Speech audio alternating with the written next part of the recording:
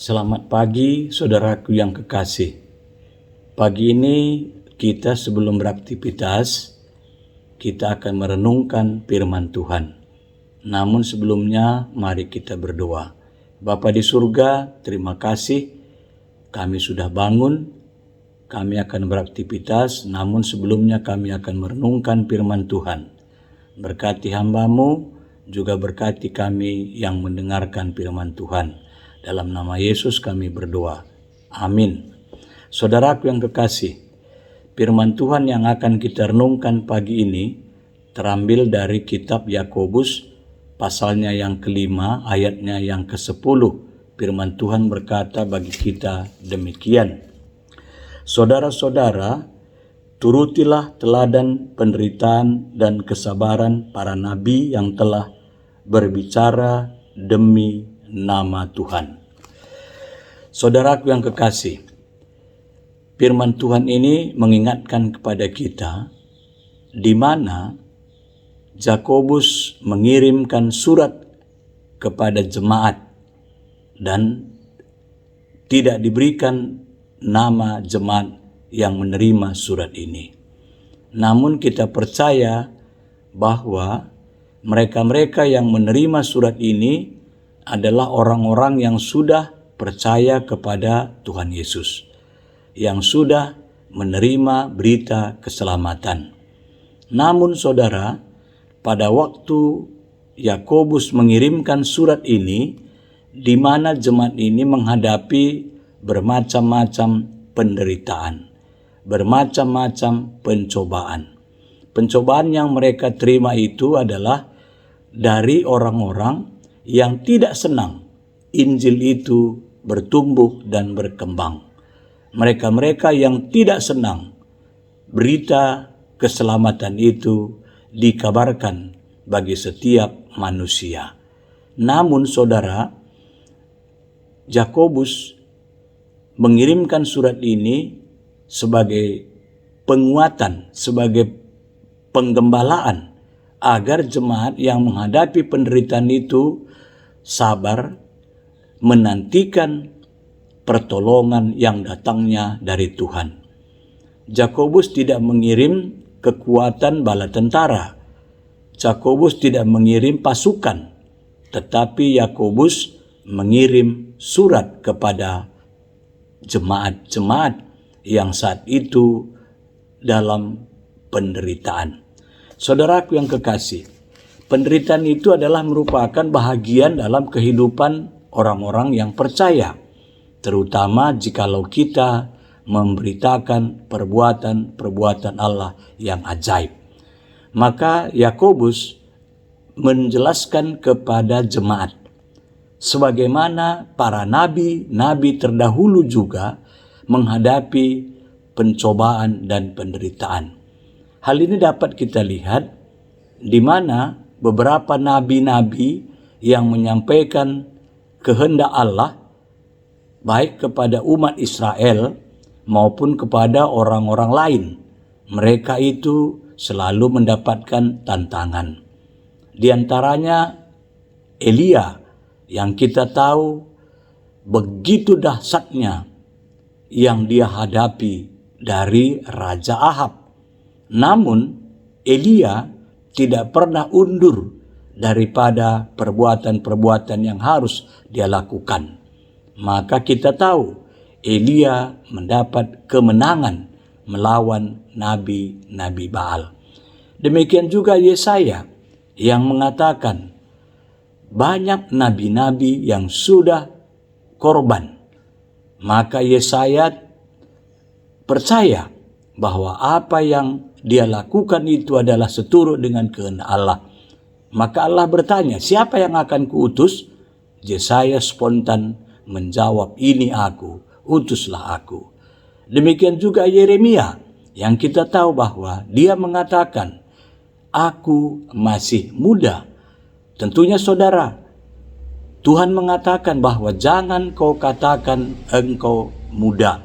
Engkau kuutus, engkau kupilih untuk menyampaikan kabar daripada Allah itu sendiri. Dan inilah beberapa contoh yang kita lihat bagaimana perjalanan kehidupan para nabi. Dan banyak lagi nabi-nabi yang menghadapi penderitaan. Demikian juga kita lihat bahwa para rasul, baik murid-murid Tuhan Yesus maupun Rasul Paulus, maupun orang-orang yang memberitakan Injil itu, mereka menghadapi penderitaan, menghadapi pencobaan, bahkan maut sekalipun mereka hadapi. Kita tahu bahwa murid-murid Tuhan Yesus, dia mati bukan mati seperti manusia biasa, tetapi mereka itu mati oleh karena perbuatan-perbuatannya untuk memberitakan Injil.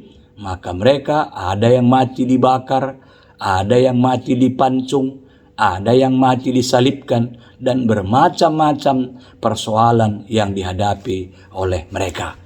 Tentunya hal inilah saudaraku yang kekasih, bahwa oleh karena mereka itu Injil terus diberitakan hingga hari ini.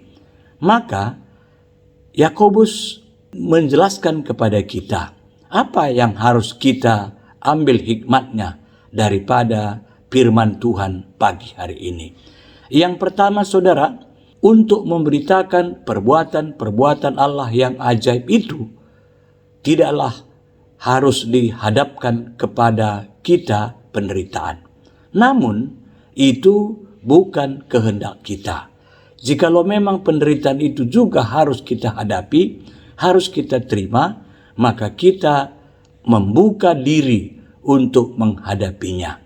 Namun kita percaya bahwa jikalau kita menghadapi tantangan dan penderitaan, maka kita percaya bahwa itu semua oleh karena kehendak Dia yang memilih dan yang mengutus kita. Saudaraku yang kekasih, di bulan April ini kita akan memperingati Injil masuk di Tanah Karo 135 tahun.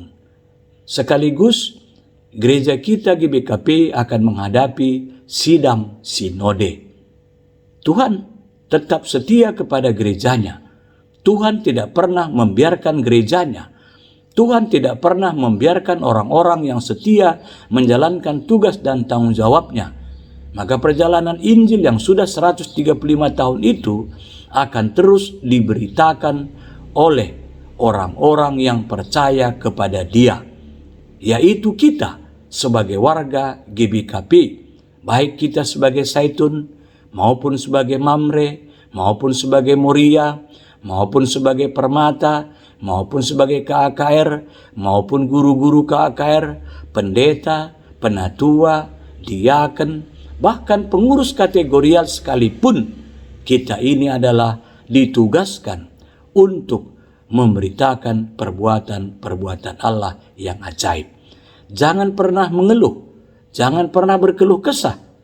Kita lihat bagaimana para nabi-nabi di Perjanjian Lama, kita lihat juga bagaimana para rasul-rasul di Perjanjian Baru, semuanya mereka itu menjalankan tugas tanggung jawabnya untuk kemuliaan nama Tuhan. Demikian juga saya dan saudara. Kita ini adalah orang-orang yang sudah ditebus, yang sudah menerima keselamatan, yang sudah menerima Yesus sebagai Tuhan dan Juru Selamat kita. Maka kita tidak lagi khawatir, kita tidak lagi gentar. Karena apa? Karena kita percaya apa yang kita lakukan itu bukan kehendak kita, tetapi itu semua adalah kehendak Dia yang memilih kita.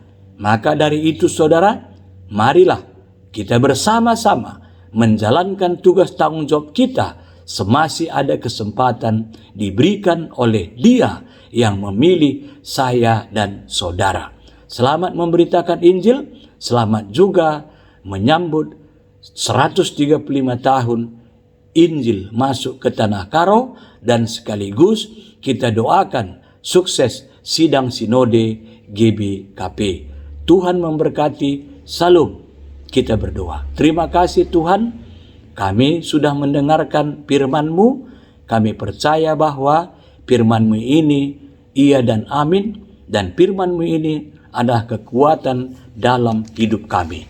Pada kesempatan ini kami berdoa untuk Runggun GBKP Palangkaraya. Berkati pendeta, berkati penatua diaken, berkati jemaat, mulai dari Zaitun, Mamre, Moria, Permata, KKR, dan guru-guru KKR. Berkati juga jemaatmu yang berulang tahun hari ini. Berkati juga jemaatmu yang berusaha, yang kuliah, yang sekolah, yang bertani, semuanya Tuhan berkati. Demikian juga kami mendoakan Pos PI Pangkalan Bun. Berkati GBKP Palangkaraya yang setia menyabarkan Injil sampai ke Pangkalan Bun. Tuhan, walaupun jauh, namun bukan itu merupakan hambatan. Kami percaya orang-orang yang sudah Kau pilih di Pangkalan Bun akan setia menjalankan tugas tanggung jawabnya sebagai warga GBKP. Bapak, pagi ini juga kami mendoakan perjalanan kehidupan GBKP Klasis Jakarta Kalimantan.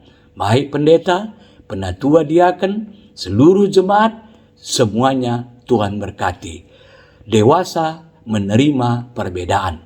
Kami percaya Bapa bahwa hari ini Engkau akan memberikan yang terbaik bagi kami untuk menjalani kehidupan kami hari lepas hari. Terima kasih Bapa di surga atas anugerah-Mu yang kami rasakan dalam kehidupan kami hari ini kekal selama-lamanya.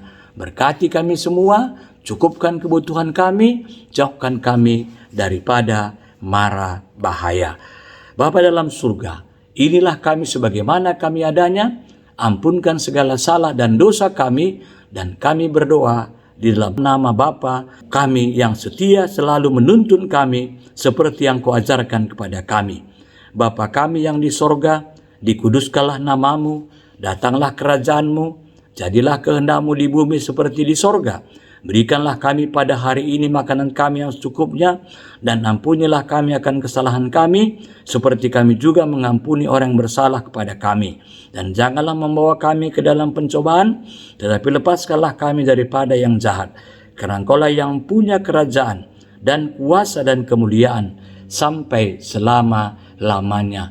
Amin. Selamat pagi, salam menjuah-juah, Tuhan Yesus memberkati. Amin.